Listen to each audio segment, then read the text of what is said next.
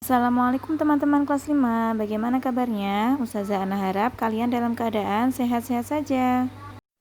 Hari ini kita akan belajar tentang ekosistem. Ekosistem adalah hubungan timbal balik antara makhluk hidup dan lingkungannya. Ekosistem terdiri atas dua komponen. Yang pertama, komponen biotik, yaitu komponen makhluk hidup, contohnya manusia, hewan, dan tumbuhan. Komponen kedua yaitu komponen abiotik atau nama lainnya benda tak hidup, contohnya tanah, udara, air, cahaya matahari, dan suhu. Di dalam suatu lingkungan, selain terdapat berbagai jenis makhluk hidup, juga terdapat benda tak hidup. Salah satu jenis makhluk hidup adalah hewan. Nah, hewan itu tidak dapat membuat makanannya sendiri. Oleh karena itu, hewan memerlukan makhluk hidup lain untuk dijadikan sumber makanan. Secara umum, jenis makanan hewan terbagi menjadi dua, yaitu tumbuhan dan hewan.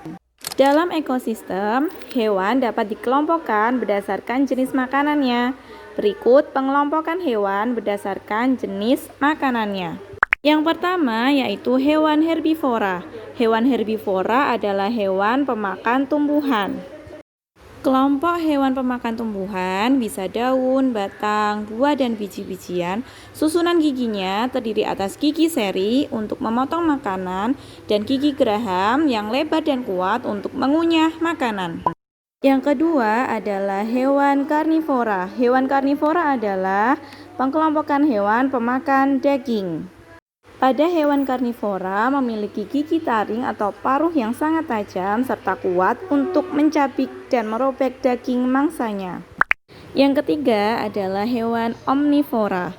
Hewan omnivora ini kelompok hewan pemakan tumbuhan maupun hewan lainnya. Jadi dia itu bisa memakan tumbuhan maupun bisa memakan daging hewan lainnya. Untuk susunan gigi hewan omnivora ini terdiri atas gigi seri, gigi geraham, dan gigi taring yang berkembang dengan seimbang. Yang terakhir adalah kelompok hewan pemakan serangga. Nama lainnya adalah insektivora. Pada hewan insektivora ini umumnya memiliki struktur tambahan berupa lidah yang sangat panjang serta lengket untuk menangkap mangsanya. Bisa kita lihat pada hewan cicak, katak, terenggiling, bunglon, kadal, dan lain sebagainya. Selanjutnya kita akan belajar tentang daur hidup hewan. Daur hidup hewan adalah suatu proses perubahan dalam pertumbuhan dan perkembangan yang dialami hewan sepanjang hidupnya. Nah, daur hidup hewan ini dimulai dari telur atau saat kelahiran hingga menjadi dewasa yang dapat bereproduksi. Selanjutnya, daur hidup hewan dibedakan menjadi hewan bermetamorfosis dan hewan tidak bermetamorfosis. Kita pelajari yang pertama, hewan bermetamorfosis. Metamorfosis adalah perubahan bentuk tubuh hewan. Bentuk hewan muda sangat berbeda dengan hewan dewasanya. Jadi saat masih muda itu hewannya berbeda dengan hewan saat dia sudah dewasa. Sedangkan tahapan metamorfosis dibagi menjadi dua, yaitu metamorfosis sempurna dan metamorfosis tidak sempurna. Metamorfosis sempurna dicirikan dengan bentuk tubuh yang sangat berbeda antara bentuk telur saat menetas dan bentuk dewasanya. Hewan yang mengalami metamorfosis sempurna biasanya melalui tahap kepompong atau nama lainnya pupa. Contohnya antara lain lebah, nyamuk, ngengat, kupu-kupu, dan lalat. Metamorfosis yang kedua yaitu metamorfosis tidak sempurna, yang dicirikan dengan bentuk tubuh hewan muda yang tidak berbeda dengan dewasanya. Namun, seiring dengan pertumbuhan dan perkembangannya, terdapat penambahan ukuran dan struktur tubuh seperti sayap.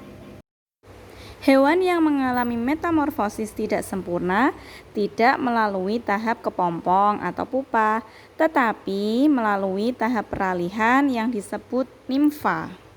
Contoh hewan bermetamorfosis tidak sempurna yaitu belalang, capung, dan kecoa. Selanjutnya, hewan tidak bermetamorfosis. Maksudnya adalah hewan yang bentuk dan struktur tubuhnya sama saat masih muda sampai hewan tersebut dewasa.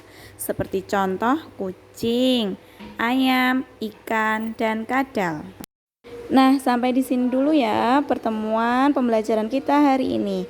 Jangan lupa belajar, berdoa, dan menjaga kesehatan. Ustazah Ana akhiri, wassalamualaikum warahmatullahi wabarakatuh.